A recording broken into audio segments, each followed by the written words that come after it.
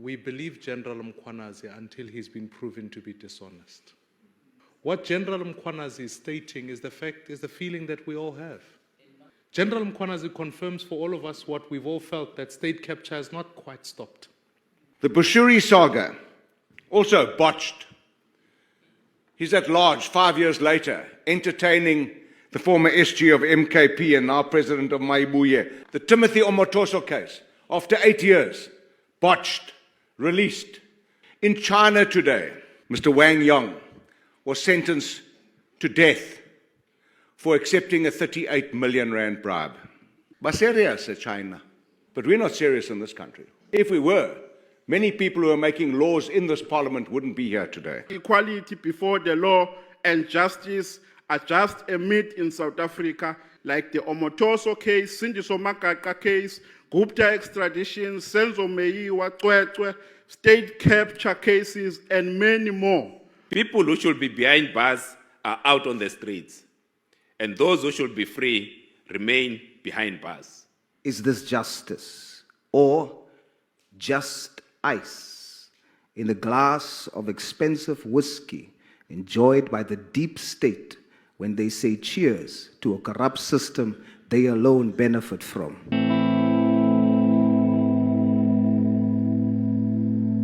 I will now recognize the Honorable Minister of Justice and Constitutional Development. The fiscal environment demands of us to do more with less and to be prudent in our spending.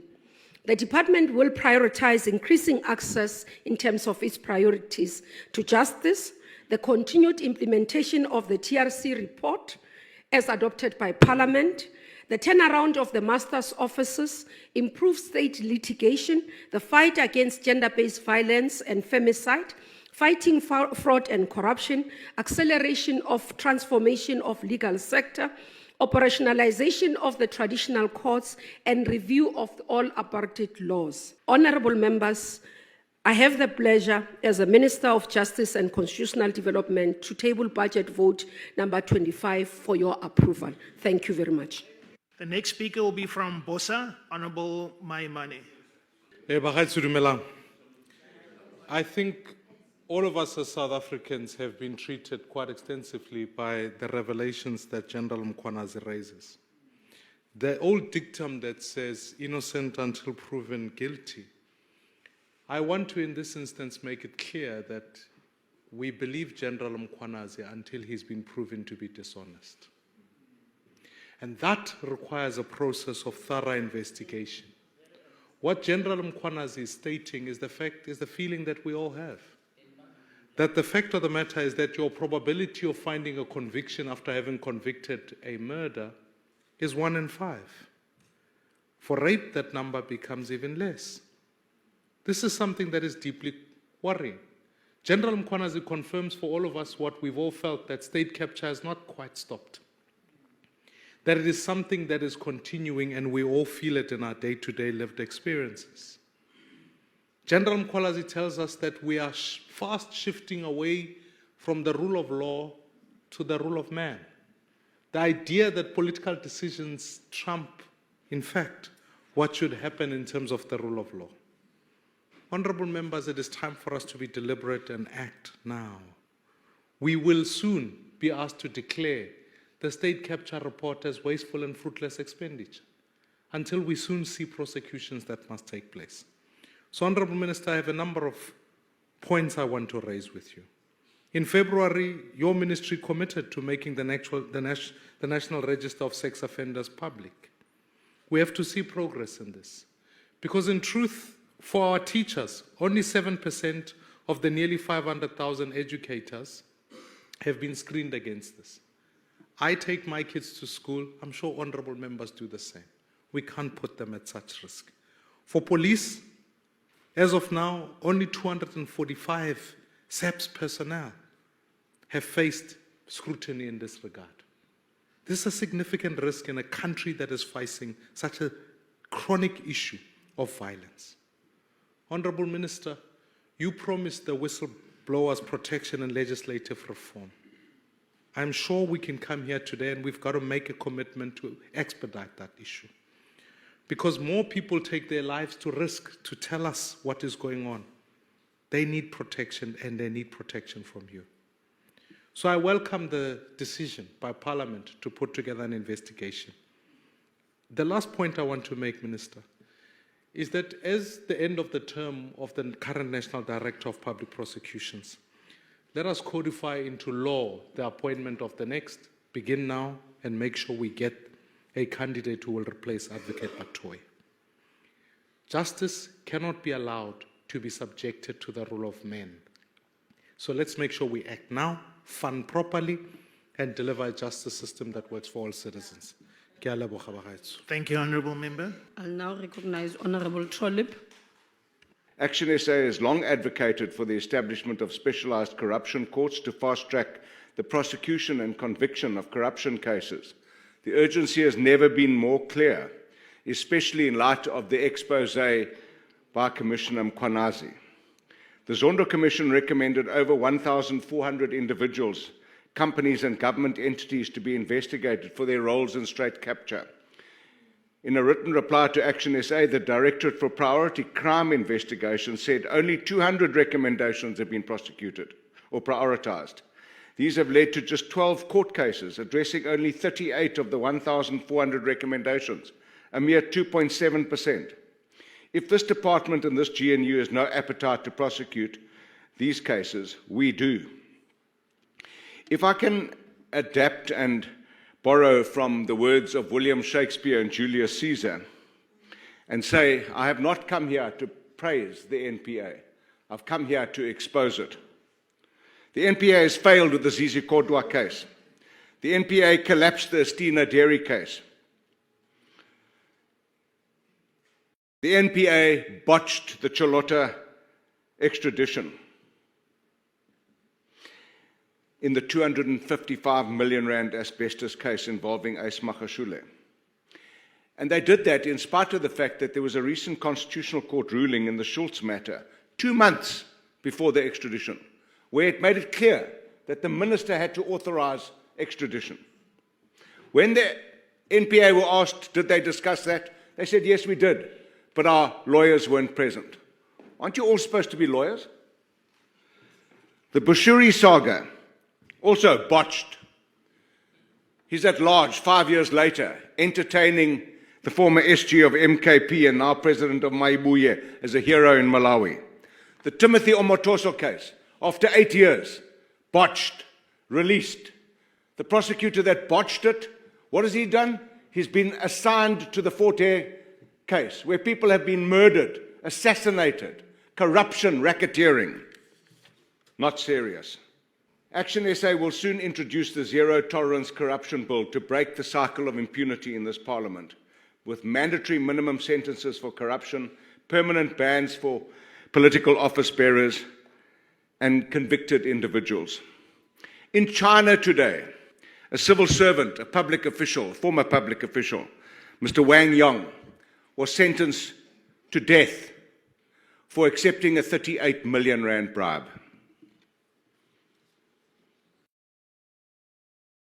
Serious China, malunga bantu bahwapilizai. But we're not serious in this country. If we were, many people who are making laws in this Parliament wouldn't be here today. Action SA cannot support this budget until criminal legislators and members of this executive and in the ranks of the opposition are put behind bars. Thank you. I will now recognize Honourable Sauls. Thank you very much, Honourable House Chair. The Department's Strategic Plan 2025 to 2030 includes 9 outcome statements. I want to zoom into 3. Outcome 7, fighting crime and corruption through prosecution. We support the budget, hoping that outcome 7 will be achieved when we think of the selfless life of Detective Clint Skippers from Makassar, Cape Town, who, like a real-life hero, risked his life in a shootout with 12 cash-in-transit criminals. One died, and because of him, the rest was arrested, but he walked away with 5 bullets in his back. He didn't just take a bullet for his country, he took 5 and still walks around with 2 in his back. And now, how does the justice system thank him? Instead of a promotion or a medal or even a payout, no. He rather has to pray for a way out. After he protected his family against the house-breaking attempt, a case of self-defense was changed to murder after a year. In this justice system of ours, such a hero gets arrested, thrown in jail with hardened criminals he gave 16 years of his life to arresting. We support this budget so that outcome 7 must be achieved to deal with the corruption in the system against many like Detective Clint Skippers. If not, then we cannot help but wonder, is this justice?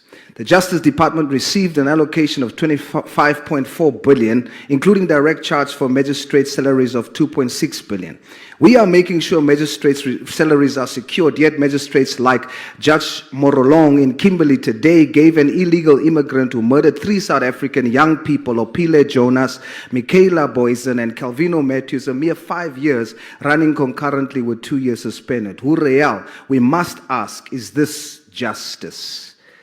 Outcome 8, apartheid-era justice-related legislation reviewed and replaced, and as it relates to constitutional development, the apartheid racial classification of Khoi, San, colored, Indian, and one segment of white South Africans being legislatively considered black in general, but not African in particular, must be reviewed and totally erased. Otherwise, we must ask again, is this justice or just ice in a glass of expensive whiskey enjoyed by the deep state when they say cheers to a corrupt system they alone benefit from?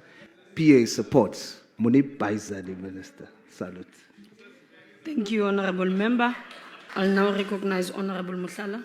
The National Prosecuting Authority, meant to be the cornerstone of justice, remain a sub-program under this vote. It is politically and financially tied in the same executive it must prosecute. 106 million was stripped from the investigating directorate, while cases like the Palapala, the National Lottery scandal, and the Gupta extraditions remain frozen.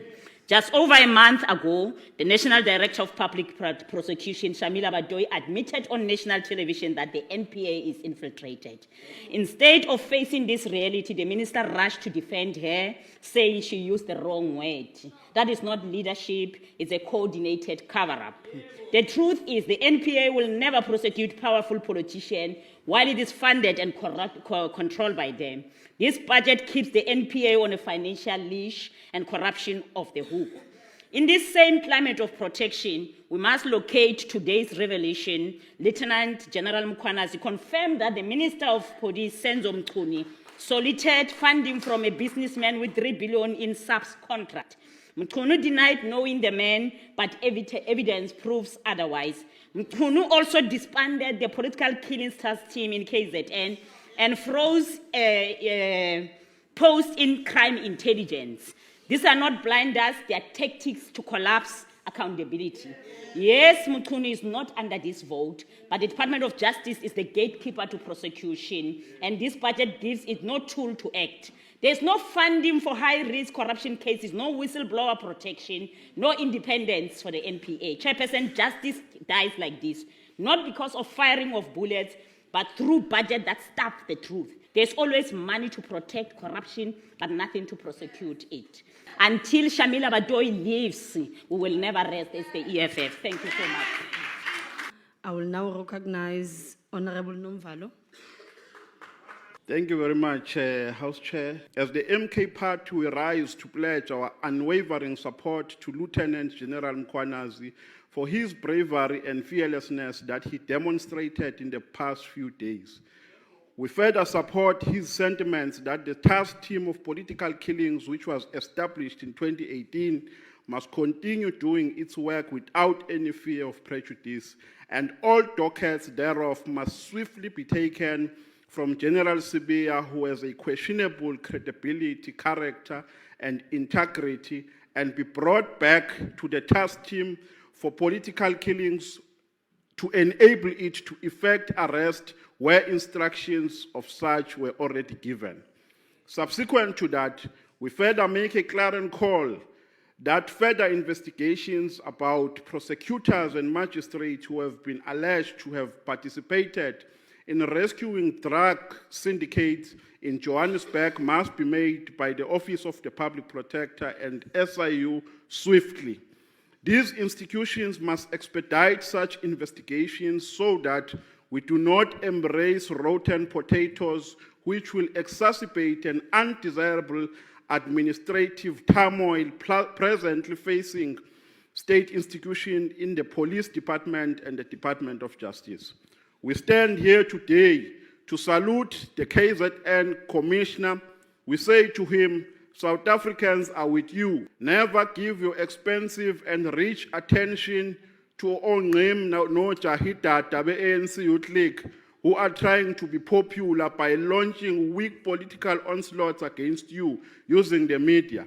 We know that you will never be moved by any political brouhaha and halabaloo. Honorable members, the NPA is currently in shambles because of the incapable incumbent which has a responsibility to supervise its work. Amicable solutions which can rescue the NPA from the reputational crisis it is currently engulfed with are written on the wall.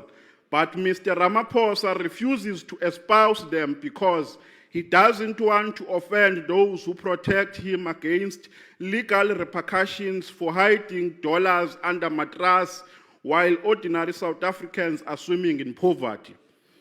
The first solution is that the president, as the appointing authority, must fire Advocate Shamila Batoyi with immediate effect for her incompetency.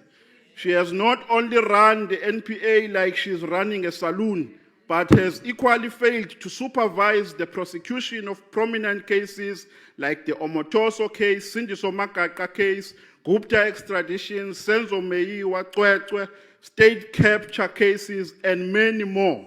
Honorable members, the NPA proves it every day that equality before the law and justice are just a myth in South Africa. Hence, criminals who thrive through extortion, drugs, heist, and so on and so forth are more richer than academics, entrepreneurs, and professionals. There is no justice for the poor. It is only for the rich, the politically connected, and corrupt politicians. The Speaker from Rise, Honorable Ghana. Hey, and Katal no Gwazana, ne? MK. Hey. Nakensam Tramashtul. Honorable members, fellow South Africans. There is that famous saying that says that justice delayed is justice denied. And today, too many South Africans are denied justice because the wheels of justice are grinding far too slowly. This department is meant to be the center of justice for victims of violent crime, for communities plagued by corruption, and for the many ordinary South Africans seeking fairness and accountability. But what we see is a system that is buckling under pressure and at times paralyzed. Take the Senzo Meyiwa trial, a national tragedy that has dragged on for years with no end in sight. Televised court proceedings might inform the public, but when they contribute to procedural delays, we must reassess their value. Justice is not a performance, it is a right. We do acknowledge, as Rise Mzansi, we acknowledge that the budget is inadequate for the volume of cases enrolled. But we also believe that the department can do much better. Too many prosecutors in lower courts are overwhelmed, under-resourced, and some, and we need to be honest, they are corrupt. They accept bribes to oppose or not to oppose bail. The result? People who should be behind bars are out on the streets, and those who should be free remain behind bars. Some because they can't afford bail as low as 500 rands. This cannot be justice, and this cannot be acceptable. Honorable members, this budget must prioritize the efficiency and integrity of the justice system.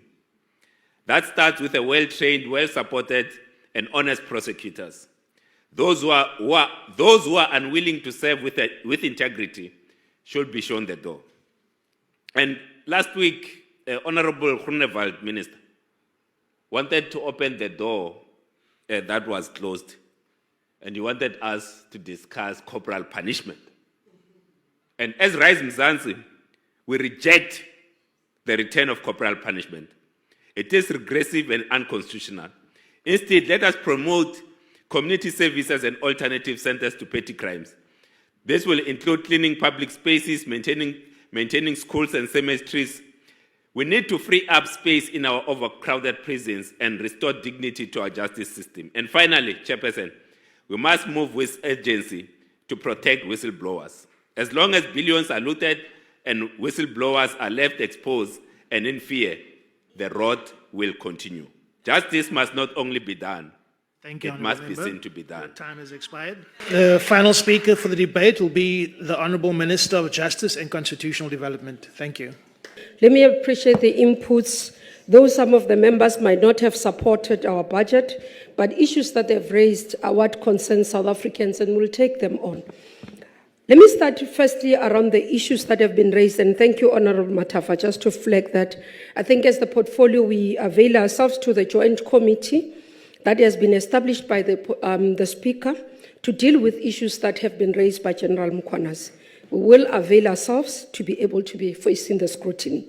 I think we must applaud the Speaker for that swift process, but also we are awaiting to be able to be guided by the head of state, who said he will be dealing with this matter, and will leave it at that. Second issue that I want to deal with, Honourable Member, is dealing with the performance of NPA. Factually, this is what is happening in terms of the issues of the Zondo Commission. Of the cases, 82 recommendations comprising of 20 cases are still under investigations. 23 recommendations comprising of 9 cases are before courts. 4 recommendations comprising of 2 cases have been finalized. 11 recommendations comprising of 5 cases are under consideration for authorization within the system. IDEC decided not to prosecute 1 case involving 1 recommendation.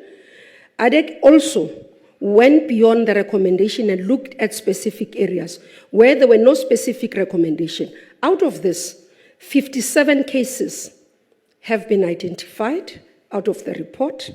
28 cases are before court, 23 under investigations, and 6 are being considered for authorization. It's not correct to say that no work has been done on the state capture investigations. Work continues. Again, what has been progress and important progress that I highlighted in my speech was the work that is done by Asset Forfeiture Unit, the companies that have been involved in state capture who are made to pay back the money. Building investment confidence is important, and that's why fighting crime and corruption does have a role, because investors look at one of the areas around our ability to be able to fight crime and corruption, and that's why we remain committed. You'd note, honourable members, that we have announced that in the portfolio we will be embarking on lifestyle audit across. In state attorneys, all of them, starting from the bottom to the top. In prosecutors, all of them, we're starting with senior management. In master's office, all of them. In legal aid, that work has started, and I've received the report.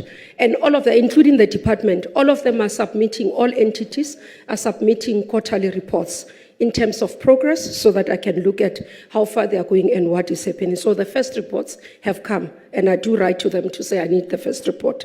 So we will continue with this. Where I must acknowledge, honourable members, our work around whistleblowing protection intervention in the country is not sufficient, that I must say. We've acknowledged this, and that's why the President announced that we will be doing the review, and the work that has started by SIU will enhance. It is not correct to see in the news, to hear families losing loved ones who have been committed as public servants. In the portfolio, we have intervened to say we want ethical and capable employees. I have upfront said to the team we will do everything in our powers to ensure that we build that. And we do believe that it is possible, it is capable, because those who serve the state and those who decide to join public service must know it's about serving, it's not about lavish lifestyle and better things. And we've said that those who want to own referrals with no trust funds from their parents means they can't be in state, because otherwise they'll end up doing wrong things. We have dismissed officials since I've been here, literally. Almost every week we are dismissing more than 10 officials in the justice portfolio, because we are ensuring that there are we're operating with no tolerance in terms of ensuring that people can do right. If somebody has taken money fraud, irrespective of 1,000, we are dismissing them. That I can assure you. Those officials who are maintenance officers, who are redirecting money out of the accounts of children to themselves, we've dismissed them and will continue to dismiss them. This is an ethical drive that we are driving in the portfolio, and we do believe that it will change the situation. Honorable members, on the issue of amendment of the Constitution and the budget structure, those powers lies with you. Thank you.